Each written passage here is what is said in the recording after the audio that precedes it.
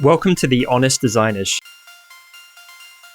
Welcome to the Honest Designers Show, your transparent look into life as a modern designer.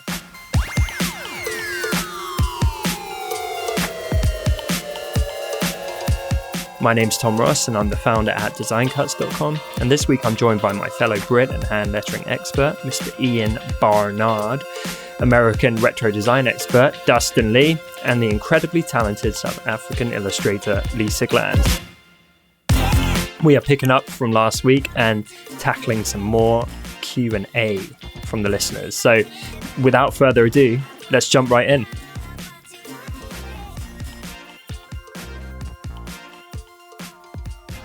Hey guys, I would ask how you are, but I was recording that intro and Ian let off the world's loudest sneeze, so I barely got through it without laughing. Are you okay, mate? I think so. I sneezed into my elbow, which is what you... That's government recommended. It didn't sound like you sneezed your brains out. I have a very... The problem is, if I don't sneeze loudly, Me too. it's really painful. Like, if I try and subdue it, I'm like, I feel like I'm going to go... Yes. mess with me everywhere. So yeah, they're like, my mum's like, why are you so loud? And I just can't help it, you know. Yeah. People say it to me too. Like it's a super loud one. They'll look at me like they're offended. Like, how dare you? You sneeze so loud. Yeah, I literally shout when I sneeze, so it's not a good thing. Okay, I want to hear that now. All right, first question, jumping right in, is from Andrew Tralongo, who says, "Hi, how do you manage clients that ask for revision after revision after revision?" I'm looking at you, Dustin. I've been asking for full. I've been asking for full consolidated feedback and final points, but they say I'm not a visual person. I need to see it first, or they change their mind and double back on what they said before.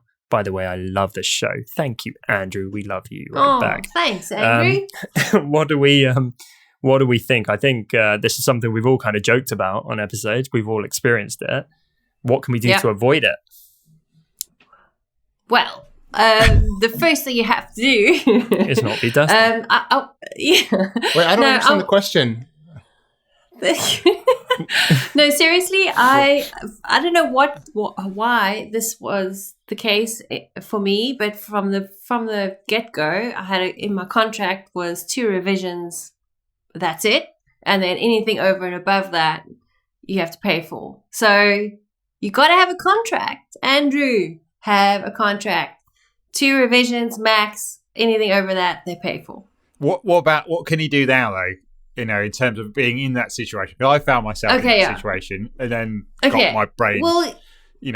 I think what we've said often in the past is you have to educate the clients a lot of the time. So if you can remind them why they hired you, you are the expert. So the designs you're presenting to them are in their best interest, and you've thought it through, and you tell them why you think it's the best thing for them, and you basically are talking them into your work, which is, I mean, it sounds terrible to say that, but most of those kind of people that are not visual and they go backwards and forwards, it's often because they don't really have a true understanding of their own brand and what they want to achieve from their designs. So you almost need to hold their hand. Not almost, you do. You need to hold their hand through the whole process, and you have to guide them into making the decision. And it's not bullying them into it. It's literally you're the pro in this whole relationship. So it's important for you to be the one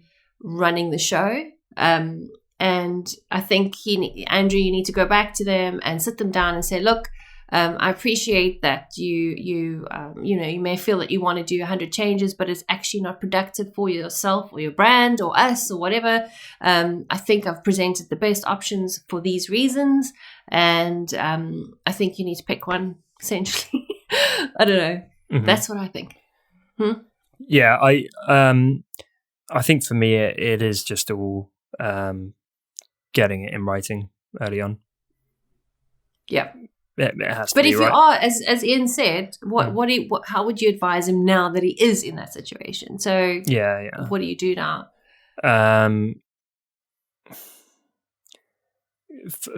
I would firmly agree something. So I would just say, I'm sure you kind of, can understand we can't have infinite revisions here. Typically, even though it's not writing, I would say typically I offer a maximum of 3 revisions to clients. We've gone beyond that now, and I do want to nail this for you, but we can't keep going forever. So can we agree? Let's have a final round of revisions, but let's have a real hands-on, chat now. Let's have a great session so I can really deeply understand what you want. And then the final revision, unfortunately, will have to be it from my side. Yeah. Hopefully you can agree to that, and you can see I want to get the absolute best outcome for you, but it's not going to help either one of us if we just go back and forth forever on this. No. And I do, as I said, I do think you need to help them ask themselves those important questions, because often those kind of people don't even know the answers themselves yet, or even know what questions to ask themselves about what it is that they like, what it is that they don't like. So you really do need to kind of be their eyes or their visual person in this regard. You need to really steer the direction, the conversation.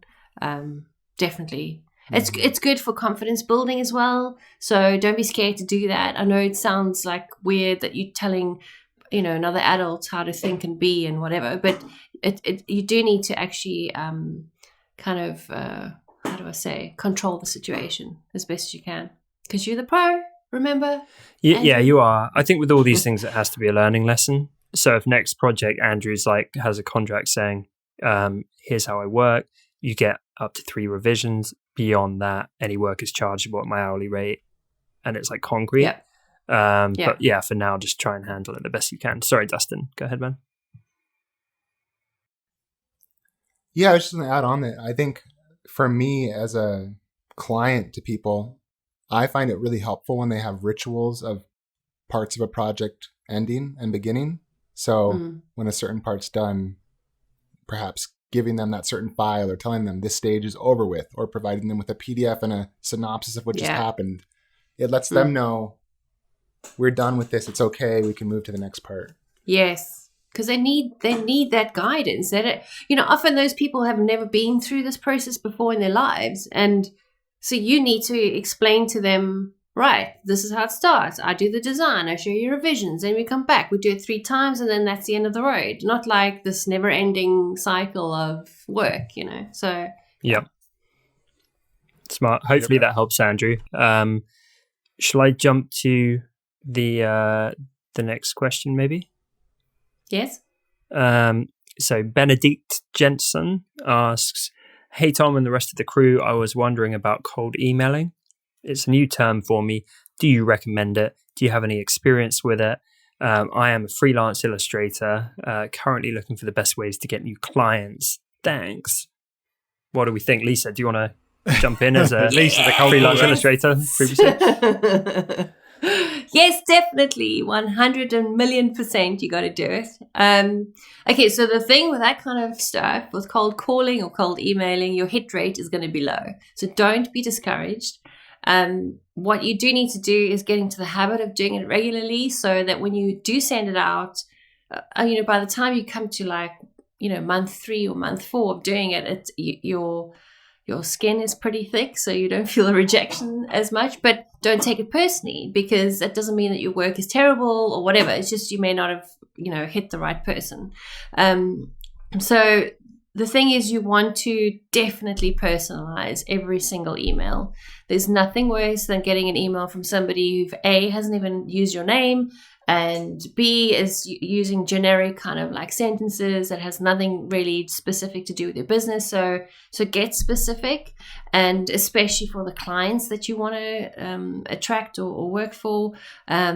If you really, really want to land a particular client, you can go the extra mile and even put together a specific design tailored just for them, of something of their branding, I don't know, whether it's a brochure or whatever. So get creative in that regard. And trust me, it pays off, because I did that. I actually did that for 2 big clients that I wanted. And I went to town. I literally redid their whole brochure, got it printed, and knocked on their door and showed them, kind of thing. And that's amazing. Literally worked yeah, and I literally worked for them for 10 years. So it does pay off. And yeah, don't be shy. I know it feels hideous. It feels terrible, but don't be shy. It's good for the ego, should I say? Not ego. That's the wrong word. Good for the I don't know, stamina. Good for the yeah, I don't know. Yeah. No, I love that. Good for the confidence. So before this podcast, I actually did one of my other podcasts, BizBuds, the one with Mike Jander. Oh yeah, and we every time he gets that little. I know. Did you know that I'm cheating on these guys with another? This actually is relevant. You poke fun, you bullies. I love that, Tom. So subscribe at podcast.com/. No, I'm kidding. Buy my course. We just did an episode on how to get your first client. So this is kind of bubbling around in my head already. And Mike made the very good point that when you're further down the line, you rely on things like referrals. You rely on things like your reputation in the industry and your brand and, the things that take a lot of years to build up. So that's when the clients kind of come to you a bit more. So cold emailing does tend to happen more at the start for most people, where it's a necessity because you don't have any of that leverage. And it really is a numbers game, like Lisa says, and it basically transpires as your conversion rate. So out of every 100 people you reach out to, how many do you land as clients? Like how many do you get into chats with? Out of those, how many actually pay you? And doing stuff like what Lisa talked about is so smart because you cut through the noise and you massively improve your conversion rate. And suddenly you can go and approach 8 people instead of 500. Yes. Because you don't want to send out a generic spammy thing to 500 people that goes straight in their trash. You go to 8 people and you wow them with a custom gesture or building loads of context with them and warming them up first. So I think that is 100% good advice. Personally, I'm a huge fan of trying to never go in cold where I can help it though, because it is always tough. And so that's where you can do stuff like relationship build first before you pitch with the people directly. Or often I'll try and look for warm intros. So if there's a mutual friend or I talk to all my current network and say, do you know anyone that you could introduce me to?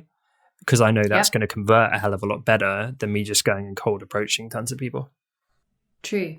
And then if you do get that foot in the door because it's gold, you got to treat it like it is absolute gold. Yep. Then you got to wow them, because if you waste that opportunity, then you really have missed a trick. It's like you've got to do it. Mm-hmm. Yeah.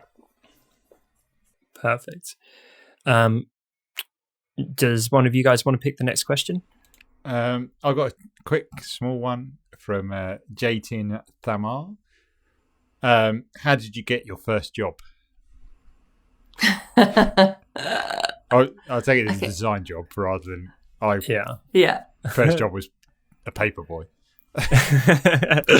Those were the days. Oh, sweet. I ruined my ability to lie in because on a Saturday and Sunday I used to go in and do like them. In the UK, you write like the names of the houses on the paper, so the paper boy can then deliver them. So I was in at like 5 on a Saturday and 6 in the morning and 6 on a Sunday for like years and years. And then when I left that and got like an evening job, on a Saturday I could only lay until about 7 o'clock, and I was like, oh, I've got this ability to lay until midday and I can't. So, but who wants to go first? How did you get your first job? Well, I mean, I got mine going to like a million interviews. Wasn't pleasant. And it was actually accidental that I got the job because I wasn't going to get it. In fact, I didn't get it. And you're all going to laugh now. And the only reason why I got the job because the person who was going to get it fell ill and they needed somebody immediately. Oh my God. Was this sabotage on your part? No. Yeah, running around with the rat poison?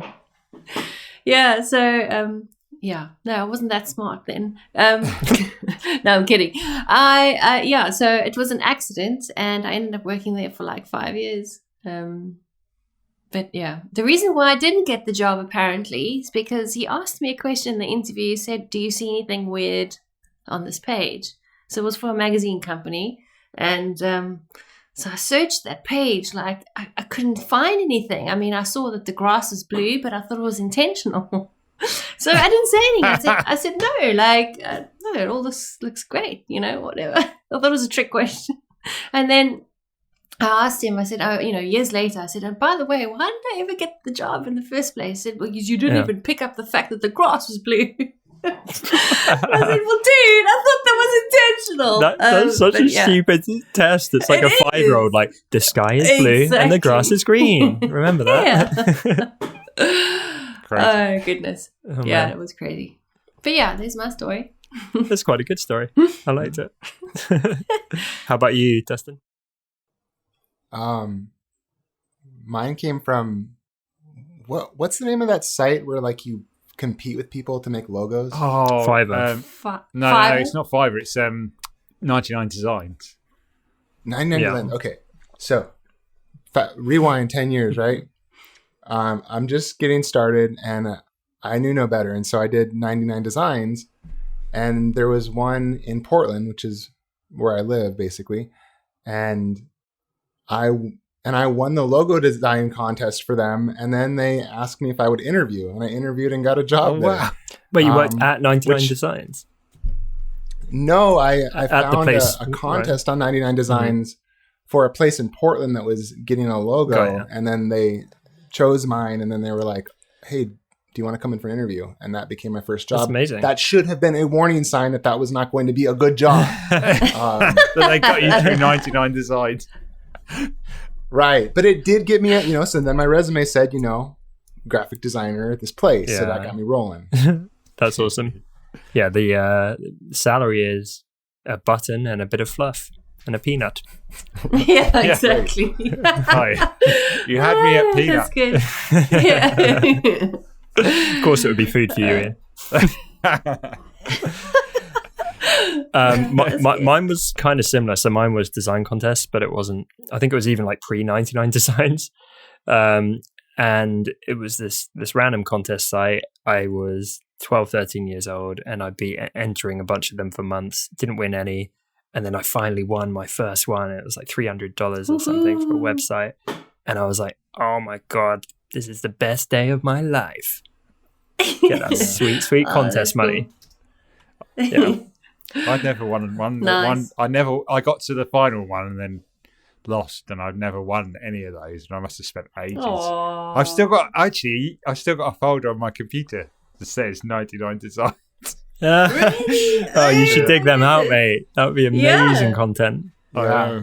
I probably have 30 or 40 logos. I think I won like You're 4 or 5 times. Yeah, man. I probably have 30 or 40 logos. I should pull them I'm out. guessing none of those winning designs were gorillas. No, I was not good at gorillas. I remember the one I won was for this donut shop called Who's Donuts, and it was like an owl with a donut. It was pretty good too. Like I did a pretty good job. Like I see why it looked a little bit like the Hooters logo, but it was pretty good. Sorry about the name. Who's donuts? Sorry. Yeah. All right, you got a new fan who's donuts. And it did. Like later, I realized I was like, this looks way too much like the font I use. Look like the Hooters font. All right, next question is from Jen Nielsen, from Jennifer Nielsen Art on Instagram, I think. And Jen asks, can your target customer actually be yourself? If you are creating for your own needs, likes, pain points, etc., might that attract other like-minded people who are truly your ideal audience? I would say a big emphatic yes. Yeah. Like that's actually a Definitely. great way of doing it. If you're like, like the number of companies and apps and businesses that have started because someone actually had a pain point and they created something to help themselves, and then they're like, Yeah. my friends seem to like this thing too, and other people seem to find it helpful too. I think a Yes. few of us have Yeah. created products like that. Like, Yeah. I remember one, my Vector Press one, which was all based around the fact that Illustrator is a nightmare when you're using any sort of high resolution textures. And Yeah. I think, with some problems, there's going to be more than one person who's going to have that problem. without doing any research. So, and if you're confident that you don't think you're alone, then you usually aren't. So. Yeah. I had the same thing. I was when I started Retro Supply, it was largely started because I would go on Dribbble and you would see all this stuff that had like a retro vintage feel to it. And then in the comments, people would be like, "That's so good." And then the person would be like, "Thanks, bud." And then like you would say, "How did you get that texture?" And then it would be radio silence. Mm. And so I was like, well, I'm just going to figure out how to do this and make this stuff. And then the day came when I was like, maybe I'll sell this stuff. Exactly. So I think that's a pretty clear answer then, I think. So Jen actually asked a second question, very greedy Jen, but I'm going to allow it. Who says, when considering niches, does a niche have to be super tight, such as only in creating one type of subject?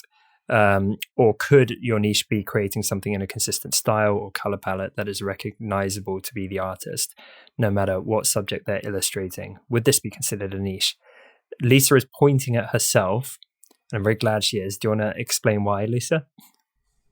Yeah, because that's me. That's me in a nutshell. I don't design one thing only, one subject matter, although there are a whole lot of bunnies in my products. But it's not the only thing I do. I do watercolors. I do a whole lot of stuff. But what people recognize as my work is the color palette and the particular style of work. So definitely don't have to niche down into something that specific, although it can also work if that's what you decide to do. So it depends on your personality, because like Ian, I get bored really quickly.